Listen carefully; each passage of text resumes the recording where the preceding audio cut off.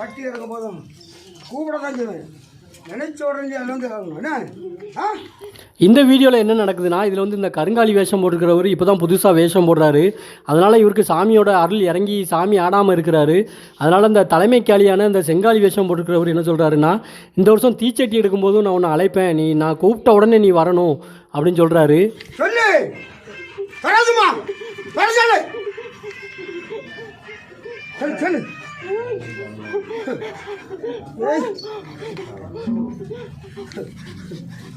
வாங்கிட்டு அவுத்துட்டப்பா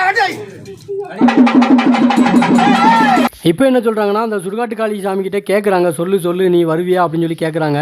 அவங்க வந்து பதிலே சொல்லலை. கடைசியாக என்ன சொல்கிறாங்கன்னா, வாய்க்கெட்டை நான் அவுத்துட்டேன்ப்பா அப்படின்னு சொல்கிறாங்க. வாய்க்கெட்டுங்கிறது வந்து 3 வருஷம் வச்சுருப்பாங்க. ஒரு சாமி ஆடின உடனேலாம் அருள்வாக்குலாம் சொல்ல மாட்டாங்க. அவங்க ஒரு குறைஞ்சது ஒரு 3 வருஷமாவது சாமி ஆடிட்டு அதுக்கப்புறம் தான் அருள்வாக்கு சொல்ல ஆரம்பிப்பாங்க. இவங்க வந்து ஸ்டார்டிங்லேயே வந்து சொல்கிறாங்க, உனக்கு நான் வாய்க்கெட்டை அவுத்து விட்டுட்டேன், இனி நீ சொல்லலாம், பதில் சொல்லு, வாய் திறந்து பேசு அப்படின்னு சொல்கிறாங்க. பெரும்பாலும் எல்லா சாமிகளுமே 3 வருஷம் கழிச்சு தான் அருள்வாக்கு சொல்ல ஆரம்பிப்பாங்க. ஆனால் ஒரு சில பேர் வந்து வருஷம் 2வது வருஷத்துலேயே சொல்ல ஆரம்பிச்சிருவாங்க. அவங்களுக்கு இந்த மாதிரி யாராவது அவுத்து விட்டுருவாங்க. வாய்க்கெட்டுன்னு சொல்லுவாங்க, வாய் பூட்டுன்னு கூட சொல்லுவாங்க.